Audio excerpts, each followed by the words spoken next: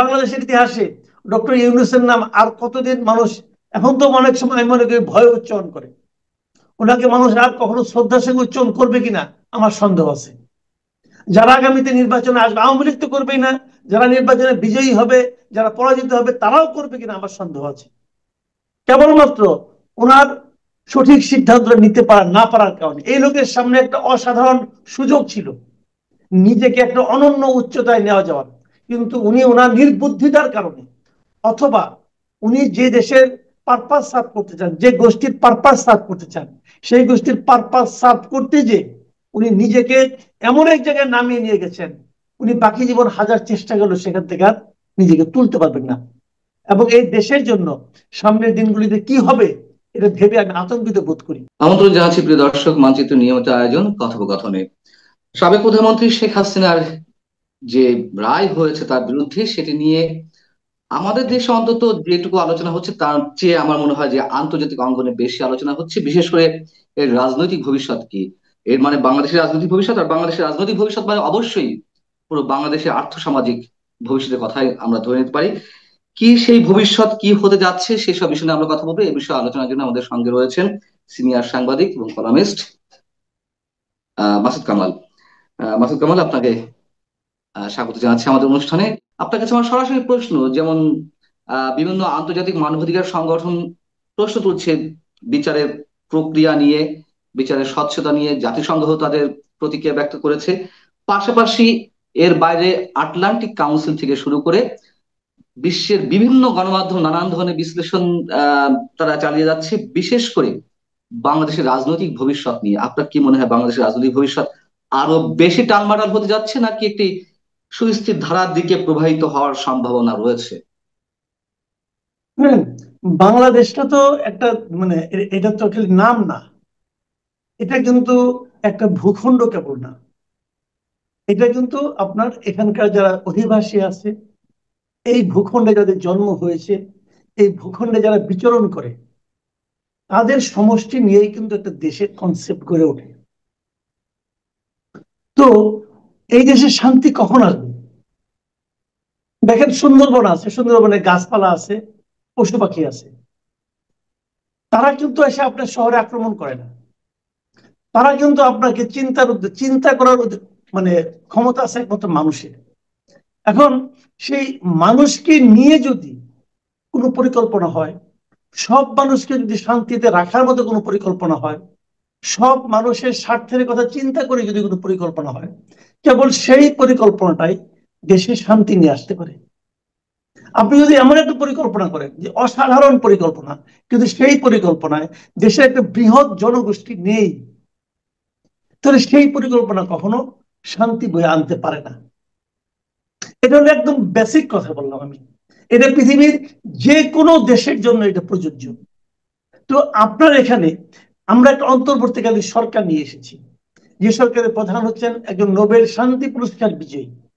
উনি এসে উনার মতো করে শান্তি প্রতিষ্ঠার চেষ্টা হয়তো বা করছেন, অথবা কি করছেন আমি বলতে পারবো না, আমি ওনার কর্মকাণ্ড বুঝি না ভাই, পরিষ্কার কথা আমি বুঝি না। আমি আমার ছোট মাথা, ছোট বুদ্ধি দিয়ে আমি ওনার পরিকল্পনা বুঝি না। আমি ভেবেছিলাম যে আগের সরকার যেটা ছিল হাসিনা সরকার, উনিও দেশটাকে বিভক্ত করতে চেষ্টা করেছিলেন। উনি একটা বড় জনগোষ্ঠীকে ওনার পরিকল্পনার বাইরে রেখেছিলেন। তাদেরকে উনি কি ধ্বংস করে দিবেন, তাদেরকে উনি কি মানে বাতাসের কর্পূরের মতো উড়াই দিবেন, নাকি বঙ্গোপসাগরে ফেলে দিবেন আমি বুঝতে পারি নাই। উনি হয়তো চেষ্টা করেছিলেন কিন্তু পারেননি, যে কারণে উনিও শান্তি আনতে পারেননি। এখন আমি ভেবেছিলাম ডক্টর ইউনূস, উনি একটা নোবেল পুরস্কার বিজয়ী, শান্তি পুরস্কার বিজয়ী, উনি শান্তি জিনিসটা বোঝেন। আমি ভেবেছিলাম উনি কোনো পলিটিক্যাল পার্টি করেন না, কাজে উনি সকল পলিটিক্যাল পার্টি ওনার কাছে সমান। কিন্তু বাস্তবে আমরা দেখলাম টোটালি ভিন্ন জিনিস। আমি বারবারই বলছি, আগেও বলেছি এখনো বলি, শেখ হাসিনা আওয়ামী লীগের সভানেত্রী ছিলেন, কিন্তু শেখ হাসিনা আর আওয়ামী লীগ কিন্তু সমার্থক নয়। শেখ হাসিনা এবং আওয়ামী লীগকে সমর্থক বলা যাবে না।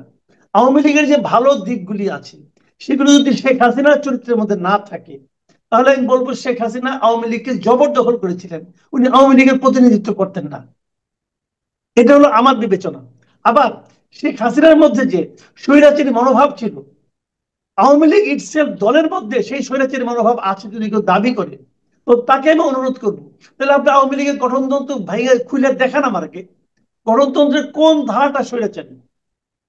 আওয়ামী লীগ একটা দল, তাই না, একটা সংগঠন, সংগঠনের যিনি নেতা তাকে যদি আপনি দলটাকে বিচার করেন এবং সেই দলে যত সমর্থক আছে সবাই যদি এক একটা করে শেখ হাসিনা আপনি মনে করেন, তাহলে কি আপনি শেখ হাসিনাকে ফাঁসি দিয়েছেন?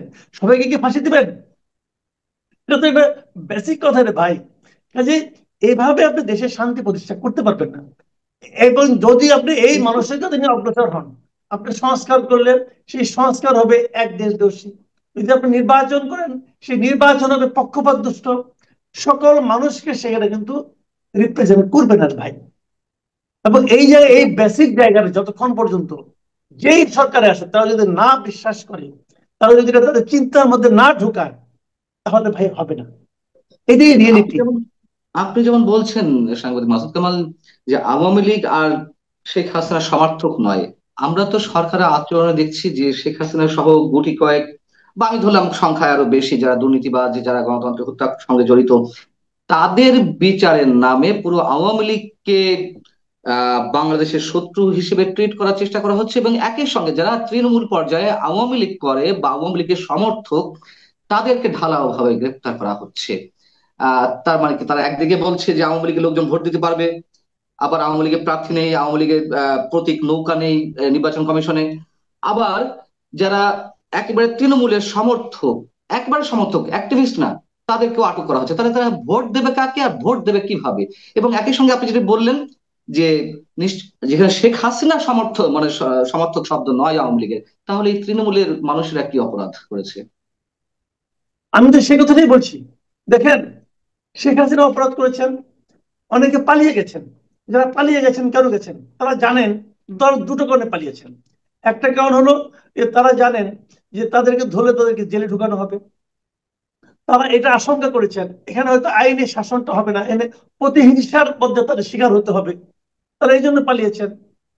আরেকটা কারণ হলো এরা অপরিমিত দুর্নীতি করেছেন এবং দুর্নীতি করে তারা প্রচুর অর্থ উপার্জন করেছেন।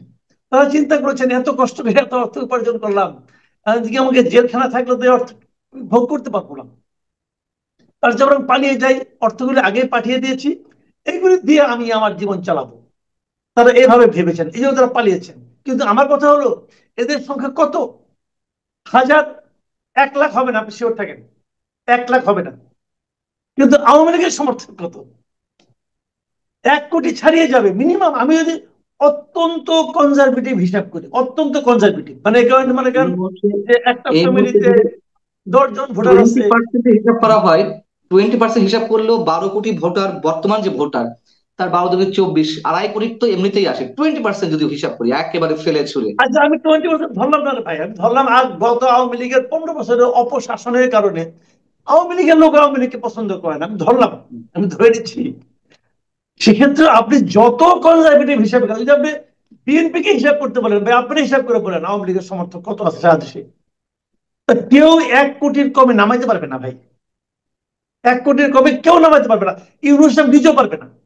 আচ্ছা, 1 কোটির লোক ভাবেন আপনি, 1 কোটির লোক কত লোক? ইউরোপের অনেক বড় বড় দেশের জনসংখ্যাও 1 কোটি না, 40 লাখ 20 লাখ লোক নিয়ে একটা দেশ হয়। তো এই লোকগুলিকে আপনি কি সবাইকে শেখ হাসিনা বানিয়ে দিবেন? সবাইকে আসাদুজ্জামান কামালের মতো খুনি? তো সবাইকে আপনি দিবেন? পারবেন দিতে? এইভাবে হয় না। আপনাকে এদের নিয়েই চলতে, এদেরকে আপনি কিভাবে, আপনি এদেরকে বরং এদেরকে বোঝান জিনিসটা কি। পলিটিক্স, আমি আগে একদম শুরু থেকেই বলতেছি, রাজনৈতিক দলকে নিষিদ্ধ করার একমাত্র এখতিয়ার এবং ক্ষমতা হলো জনগণের, আর কারো না। আপনি আইন করে, তাও নির্বাহী আদেশ দিয়ে, মানে নির্বাহী আদেশ মানে এটা একটা কালো আইন, এই কালো আইন দিয়ে আপনি একটা রাজনৈতিক দলকে বন্ধ করে দিবেন, ভাইরে এটা ইম্পসিবল। এটা পৃথিবীর কেউ পায় নাই, খালি পাইছে একটা উদাহরণ। সেই উদাহরণ কি? নাৎসির উদাহরণ দেয়। আরে ভাই, নাৎসির সেই বাস্তবতা, সেকেন্ড ওয়ার্ল্ড ওয়ার হয়েছে বাংলাদেশে। এখন সেকেন্ড ওয়ার্ল্ড ওয়ার মানে কি? সারা দুনিয়া ওর সঙ্গে জড়িয়ে গিয়েছিল। এই ঘটনার সঙ্গে দুনিয়া জড়াই গেছে, দেখলাম তো। দুনিয়ার কেউ তো আপনার সঙ্গে নাই, আপনি লক্ষ্য করেন। একটা বিচার করেছে, এই বিচারকে বিচার করে ভাই একটা আদালতের মাধ্যমে বিচার করছে, বলতেছে এটা আন্তর্জাতিক মানে বিচার হয়েছে, হয়েছে মানলাম, মেনে নিলাম, আমি আন্তর্জাতিক বুঝি না, আমরা মূর্খ মানুষ বুঝি না, মানলাম, ওনারা বলছেন ঠিক আছে আন্তর্জাতিক মানে বিচার হয়েছে।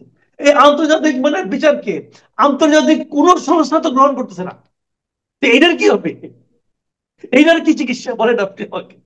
তাহলে ভাই শুনেন, আপনি আপনাকে কত ভালো বলেন অথবা আমি আমাকে কতটা ভালো বলি এটা গুরুত্বপূর্ণ না, লোকে আপনাকে কি বলে এটা গুরুত্বপূর্ণ।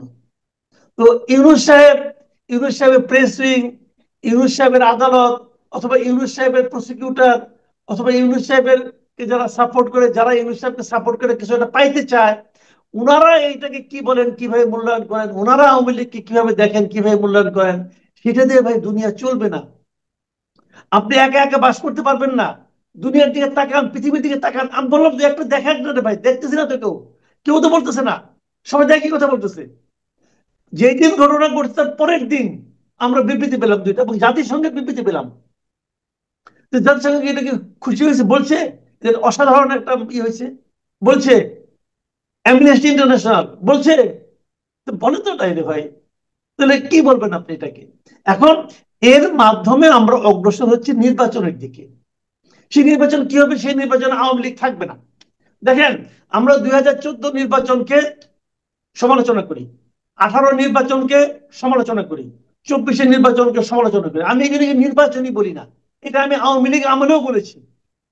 24 নির্বাচনের আগে এই যে আপনার একটা হতো না, এডিটর্স গিল্ড, ওখানে বসে আওয়ামী লীগের সব দালাল টালালকে নিয়ে আসছিল, ওইখানে বসে, ওখানে এই যে আমাদের এই আহসান মনসুর ছিল একটা অনুষ্ঠানে, জি বিয়ে বিয়ে সাখাও সাহেব ছিলেন, ওনাদেরকে জিজ্ঞাসা করে কেন ওনাদের সামনে, ওনারা দুইজন চুপচাপ ছিল, অন্যরা সবাই আওয়ামী লীগের নির্বাচনে বলতেছে, আমি ওখানে দাঁড়িয়ে বলছিলাম এটাকে আমি নির্বাচনই মনে করি না, বলেছিলাম কিন্তু আমরা। কিন্তু জি সেই পুরো নির্বাচনে কিন্তু এই দলগুলিকে নিষিদ্ধ করা হয় নাই, বিএনপিকে নিষিদ্ধ করা হয় নাই, বিএনপি আসে নাই। বিএনপির স্ট্র্যাটেজিক কারণে বিএনপি বুঝছে এই নির্বাচন ভালো হবে না, আমি যাবো না। ওকে, বিএনপি স্ট্যান্ড, ওকে, আমি তাকে মনে করি that was their political stand, আমার কোনো আপত্তি নাই। কিন্তু ওরা আসতে চাইলে আসতে দেব না এই কথা কিন্তু বলে নাই কেউ। হয়তো আসলে নির্বাচনে ভোট দিতে দেব না, চুরি করব, ডাকাতি করবো, হ্যাঁ এগুলো সব আছে, কিন্তু তাকে আসতেই দিব না এটা কিন্তু বলে নাই কেউ। আর এখন কি হয়েছে? নৌকা মার্কা থাকবেই না। বিচার করেন আপনি, আপনি বিচার করতে চাচ্ছেন বিচার করেন, আমার কোনো আপত্তি নাই। বিচার শুরু করছেন, বিচার হচ্ছে, বিচার হোক। বিচার হওয়ার সঙ্গে সঙ্গে আপনি বলেন তুমি আর কিছু করতে পারবা না, তুমি নির্বাচন করতে হবে, যেহেতু বিচার শুরু হয়েছে অতএব নির্বাচন করতে পারবে না। পৃথিবীর কোন দেশ, কোন আইন এটাকে মানবে? এরা আইনটাকে সংশোধন করে দিছে, কবে করছে? এই সরকারের আমলে করছে। হইল রে ভাই কিছু?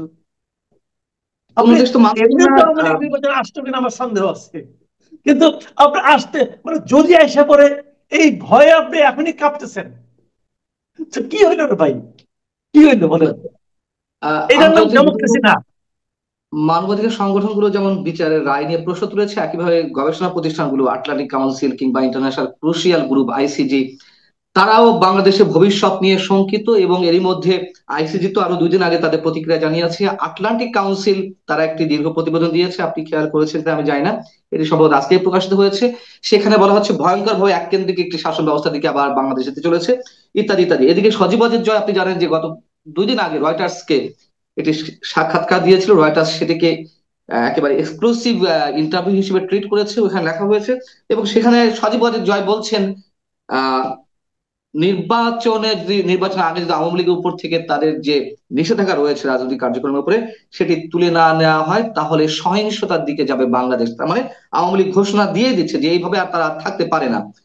এদিকে আমরা জানি যে প্রায় লাখখানিক অস্ত্র, আমার যদি ভুল না হয়ে থাকে, বিভিন্ন জায়গা থেকে পাওয়া প্রাপ্ত তথ্য, বিশ্বের একটি গোষ্ঠীর হাতে রয়েছে, তারাও প্রস্তুত। এবং নির্বাচনকে কেন্দ্র করে আবার রাজনৈতিক দলগুলো এখন বাংলাদেশে যেগুলো রয়েছে তারা মুখোমুখি। সব মিলিয়ে কি বাংলাদেশ, যেটি আমরা এতদিন আলোচনায় নানান ভাবে যে শব্দগুলো উচ্চারিত হয়েছে, চরম সংঘাত কিংবা গৃহযুদ্ধের দিকে যাচ্ছে কিনা? দেখেন, একটা জিনিস হলো কি, যুদ্ধ অনেক সময় দৃশ্যমান, যুদ্ধ অনেক সময় মানুষের মনের মধ্যে থাকে। এখন ধরেন এই যে আমরা যদি গত বছরের কথা ধরি, গত বছর অগাস্টে শেখ হাসিনা চলে গেলেন, শেখ হাসিনার একটা পরাজয় ঘটলো, ওটা একটা যুদ্ধের মতো অবস্থা কিন্তু ছিল। কিন্তু এই যুদ্ধটা এই দেশের মানুষের মনে কি আরো আগে থেকে ছিল না? আরো আগে থেকে ছিল। ওই দিন চূড়ান্ত প্রকাশ ঘটছে ওই কয়েকদিনে। তো এরকম মানে চূড়ান্ত প্রকাশ ঘটবে কিনা আমি জানি না, কিন্তু এই আওয়ামী লীগের সঙ্গে যে আচরণ করা হচ্ছে এবং এই যে বিভিন্ন ঘটনা প্রবাহ হচ্ছে এবং নির্বাচন নিয়ে বর্তমানে যারা নাকি মাঠের যারা বিরোধী দল আছে তাদের যে কর্মকাণ্ড, তাদের যে কথাবার্তা এবং নির্বাচন নিয়ে সরকারের যা আচরণ এবং কথাবার্তা, এই সবগুলো মিলিয়ে আমি মনে করি মানুষের মধ্যে ক্ষোভ আছে। এখন সেই সমস্ত ক্ষোভগুলো, সেই সমস্ত অসন্তুষ্টিগুলো ফেব্রুয়ারি মাসের আগেই বিস্ফোরিত হবে কিনা এটা আমি বলতে পারবো না, কিন্তু আমার ধারণা পরিবেশ পরিস্থিতি স্বাভাবিক থাকবে না। ডক্টর ইউনূস যে কথাটা বলছেন বারবার যে উনি ইতিহাসের শ্রেষ্ঠ নির্বাচন দেবেন, আমি বহুবার বলেছি উনি শ্রেষ্ঠ বুঝেন না, নির্বাচনও বুঝেন না, উনি বোঝেন না। এবং উনি ডক্টর ইউনূস তার সারা জীবনে যত অর্জন, সেই অর্জন উনি বর্তমানে অলরেডি খুঁজে ফেলেছেন, অলরেডি খুঁজে ফেলেছেন। ইতিহাসে, বাংলাদেশের ইতিহাসে ডক্টর ইউনূসের নাম আর কতদিন মানুষ, এখন তো অনেক সময় আমি মনে করি ভয় উচ্চারণ করে, ওনাকে মানুষ আর কখনো শ্রদ্ধার সঙ্গে উচ্চারণ করবে কিনা আমার সন্দেহ আছে। যারা আগামীতে নির্বাচনে আসবে, আওয়ামী লীগ তো করবেই না, যারা নির্বাচনে বিজয়ী হবে, যারা পরাজিত হবে তারাও করবে কিনা আমার সন্দেহ আছে। কেবলমাত্র ওনার সঠিক সিদ্ধান্ত নিতে পারা না পারার কারণে এই লোকের সামনে একটা অসাধারণ সুযোগ ছিল নিজেকে একটা অনন্য উচ্চতায় নেওয়া যাওয়ার, কিন্তু উনি ওনার নির্বুদ্ধিতার কারণে অথবা উনি যে দেশের পারপাস সার্ভ করতে চান, যে গোষ্ঠীর পারপাস সার্ভ করতে চান, সেই গোষ্ঠীর পারপাস সার্ভ করতে যে উনি নিজেকে এমন এক জায়গায় নামিয়ে নিয়ে গেছেন, উনি বাকি জীবন হাজার চেষ্টা করলেও সেখান থেকে আর নিজেকে তুলতে পারবেন না। এবং এই দেশের জন্য সামনের দিনগুলিতে কি হবে এটা ভেবে আমি আতঙ্কিত বোধ করি। নির্বাচনের দিন মনে করেন 5টা গোলাগুলি হবে কিনা, 10 জন লোক মারা যাবে কিনা, এটা কোনো প্যারামিটার না।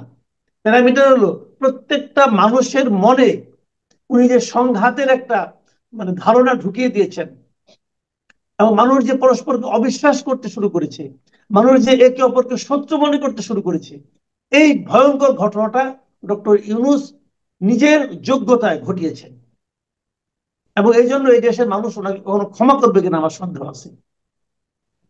পরিত্রাণের কোনো উপায় কি আপনি কোনো লক্ষণ দেখছেন? জি, পরিত্রাণের কোনো উপায় কি আছে? আমি আপনি তার পরিত্রাণ কোনো লক্ষণ যদি দেখছেন? আল্লাহ আল্লাহ যদি রক্ষা করে। আল্লাহ আমাদের সবসময় রক্ষা করে এসেছেন, সম্ভবত আমরা তার দিকেই তাকিয়ে আছি, আর আল্লাহ কোনো যদি উপায় আমার দেখতে পাচ্ছি দেশটাকে মনে করে, এই দেশে অনেক পুণ্যবান লোক আছে, তাদের উসিলায় দেশটাকে শান্তি দেই, তাইলে যদি আল্লাহ করেন। কিন্তু আমরা এরই মধ্যে যেরকম আল্লাহ ভক্তির নমুনা দেখাইতে পারছি, যেরকম আমরা ভাতৃ ঘাতি আচরণ করা শুরু করেছি, এগুলিকে আল্লাহ কোনোভাবে পছন্দ করেন বলে আমার কাছে মনে হয় না ভাই। তারপরেও আল্লাহ তো দয়ালু, যদি উনি কখনো আমাদেরকে ত্রাণ দেন, ত্রাণ করেন, তাহলে আমরা হয়তো রক্ষা পাবো। আমি ভাই সহজে কোনো পথ দেখি না। আল্লাহ নিশ্চিতভাবে দয়ালু, কিন্তু প্রকৃতির প্রতিশোধটা আবার নিষ্ঠুর হয়, এমন কথাও তো আমরা জানি। হ্যাঁ, আল্লাহ তো গজব নামে। জি, আমরা চাইবো না নিশ্চয়ই আমাদের এই আশঙ্কাগুলো সত্য হোক। অনেক অনেক ধন্যবাদ এবং কৃতজ্ঞতা আবারও সাংবাদিক মাসুদ কামাল আপনাকে। ভালো থাকুন। দর্শক, শেষ হচ্ছে এখানে। আল্লাহ হাফিজ।